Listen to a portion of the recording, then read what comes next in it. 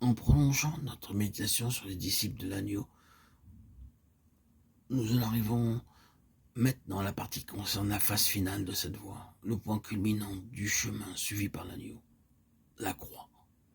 Mais au point où nous en sommes, il est nécessaire et utile d'élargir notre horizon en tenant compte de la vue d'ensemble. On entend souvent dire que le livre de la Genèse, le livre des commencements, contient en germe tout ce que nous trouvons ensuite dans la parole de Dieu.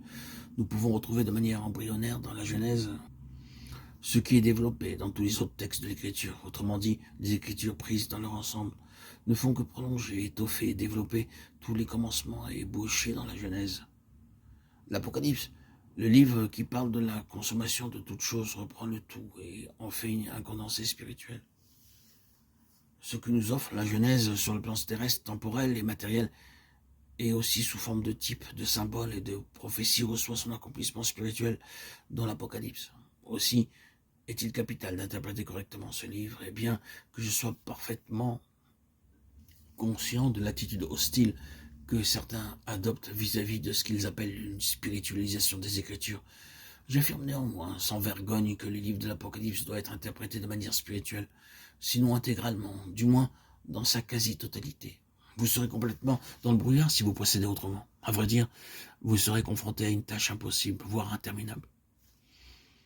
L'Apocalypse est le livre de la consommation spirituelle de toutes choses, que nous présentent les premières pages de l'Ancien Testament, à commencer par le livre de la Genèse.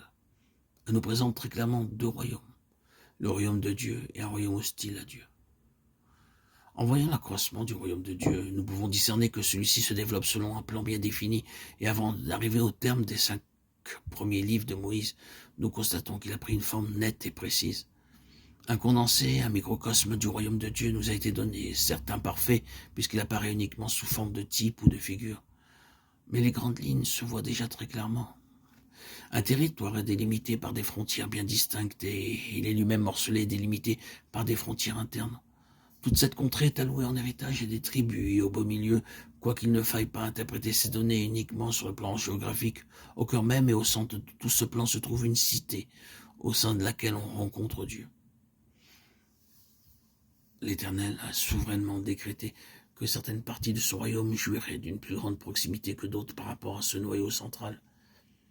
Certaines en sont plus proches, d'autres plus éloignées, mais cet endroit, siège de la présence de Dieu, gouverne tout.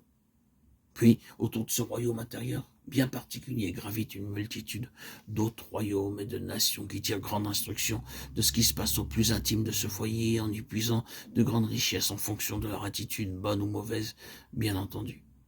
En fait, ce royaume de Dieu affecte tous les royaumes, étant donné que nous avons affaire à un royaume terrestre placé dans le contexte d'un monde et d'une humanité déchue, et que cet autre royaume spirituel est aussi en vue. Le bien et le mal coexistent dans l'un comme dans l'autre. En d'autres termes, les nations qui marchent à la lumière de ces deux royaumes y rencontrent à la fois le bien et le mal. Ce qui ressort, on ne peut plus clairement dans le Pentateuque. Et nous avons ici fait que survoler une partie de l'Écriture.